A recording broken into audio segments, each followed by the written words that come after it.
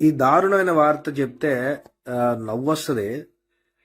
ఈ బత్తాయిగాళ్ళంతా బంగ్లాదేశ్లో ఉన్నటువంటి హిందువులకి ఏదో జరిగిపోయిందని బాధపడుతున్నారు.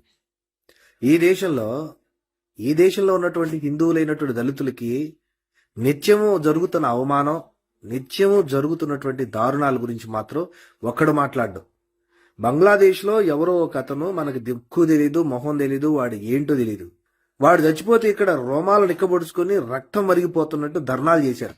ఇది కూడా ఒక రాజకీయ ఎత్తుగడే. ఇక్కడున్న హిందువుల పేరు మీద హిందువులు రెచ్చగొట్టి అక్కడ కూడా హిందువులకు దాడులు జరిగితే మనమే బీజేపీయే దిక్కు, మనమే దిక్కు అన్నట్టుగా ఎక్స్పోజ్ చేద్దామని. ఇక్కడ ఓడబెరికింది ఏమీ లేదు ఇప్పటి వరకు.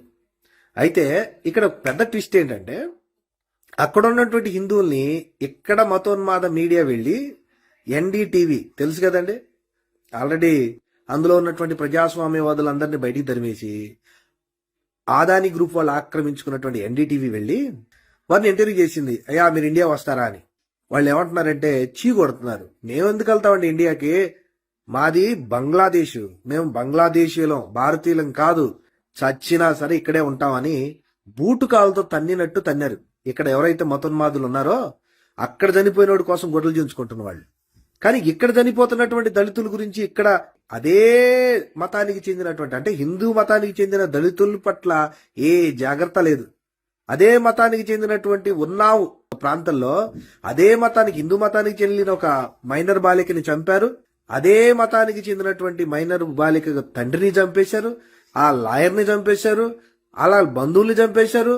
అయినా సరే వాడికి బెయిల్ ఇచ్చి దర్జాగా బయటికి సాగనంపారు. మరి ఇదేమిట్రా అని అడగలా.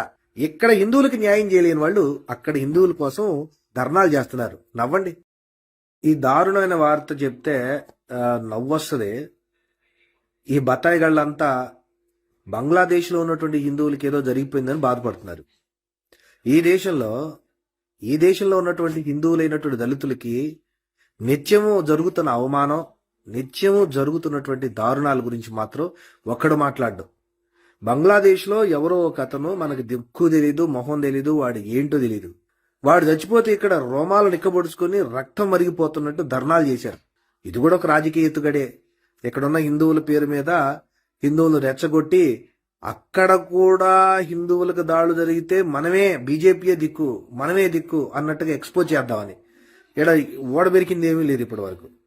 అయితే ఇక్కడ పెద్ద ట్విస్ట్ ఏంటంటే, అక్కడ ఉన్నటువంటి హిందువుల్ని ఇక్కడ మతోన్మాద మీడియా వెళ్ళి ఎన్డీటీవీ తెలుసు కదండి, ఆల్రెడీ అందులో ఉన్నటువంటి ప్రజాస్వామ్యవాదులందరినీ బయటికి తరిమేసి ఆదాని గ్రూప్ వాళ్ళు ఆక్రమించుకున్నటువంటి ఎన్డీటీవీ వెళ్ళి వారిని ఇంటర్వ్యూ చేసింది. అయ్యా మీరు ఇండియా వస్తారా అని.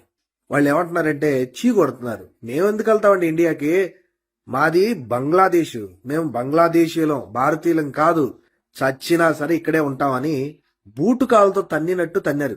ఇక్కడ ఎవరైతే మతోన్మాదులు ఉన్నారో అక్కడ చనిపోయినోడి కోసం గొడ్డలు చించుకుంటున్న వాళ్ళు. కానీ ఇక్కడ చనిపోతున్నటువంటి దళితుల గురించి ఇక్కడ అదే మతానికి చెందినటువంటి, అంటే హిందూ మతానికి చెందిన దళితుల పట్ల ఏ జాగ్రత్త లేదు. అదే మతానికి చెందినటువంటి ఉన్నావు ప్రాంతంలో అదే మతానికి, హిందూ మతానికి చెందిన ఒక మైనర్ బాలికని చంపారు. అదే మతానికి చెందినటువంటి మైనర్ బాలిక తండ్రిని చంపేశారు, ఆ లాయర్ని చంపేశారు, అలా బంధువుల్ని చంపేశారు. అయినా సరే వాడికి బెయిల్ ఇచ్చి దర్జాగా బయటికి సాగనంపారు. మరి ఇదేమిట్రా అని అడగలా. ఇక్కడ హిందువులకు న్యాయం చేయలేని వాళ్ళు అక్కడ హిందువుల కోసం ధర్నాలు చేస్తున్నారు. నవ్వండి.